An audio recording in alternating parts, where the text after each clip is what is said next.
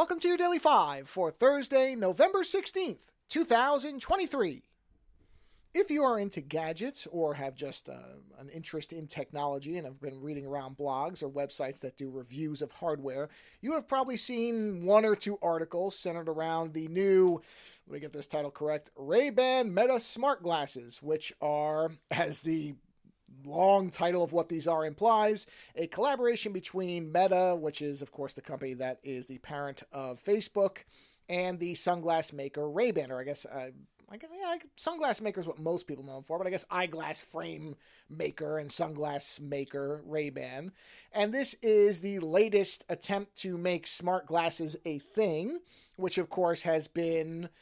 there have been many attempts at doing it. Probably the most famous failure of that being the Google Glass, which, from all I read, was actually a nice set of glasses, but looked so nerdy and had so many privacy problems that it died a death before it even got off the ground. And of course, I don't know if Google has I don't know if they've officially ever killed Glass or if they just don't do anything with it anymore.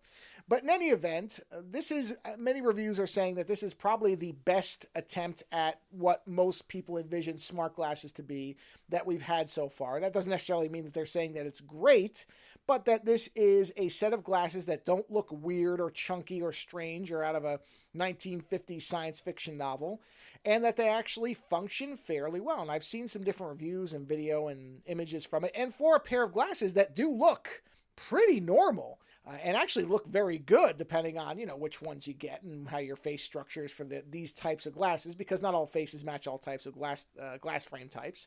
But honestly, if you saw these laying somewhere, you might not even notice that the camera that's built into the, I believe, left side of the frame, and then there's an LED on the right side. And I think that's one of the big things, is obviously Google Glass looked like exactly what it was, a pair of smart nerd glasses.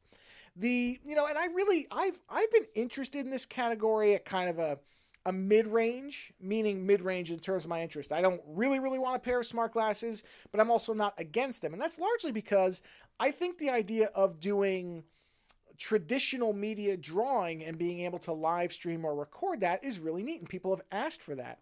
Right now I do the digital version of that, where I use the iPad and I stream on Twitch, but I would like to be able to actually have a stream or a recording of how I do my actual traditional media illustrations. That would be neat.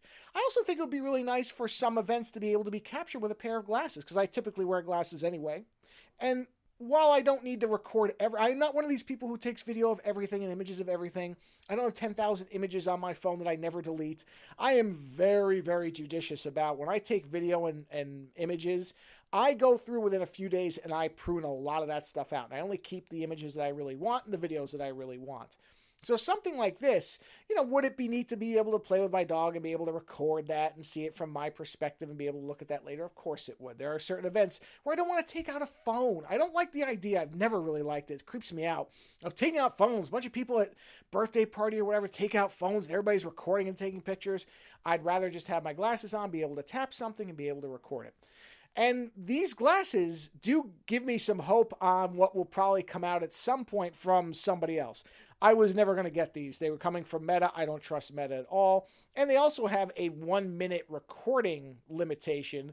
And their live streaming, this is somewhat predictable, is for Instagram or Facebook. That part doesn't bother me as much. I could stream through Instagram, and what would I care? But I don't like the idea that I can only record a minute of video. I want to have something that lets me record for as long as I want. And I don't want it to be something that comes from Meta. But the fact that these have come out and reviewed fairly well. Like I said, image quality and everything seems to be good. The battery life is what you would expect out of something that looks this much like a normal pair of glasses. And that is good. That makes me think that there probably will be a really good set of glasses that don't have some of the hangups that these do, probably within the next 5 years or so.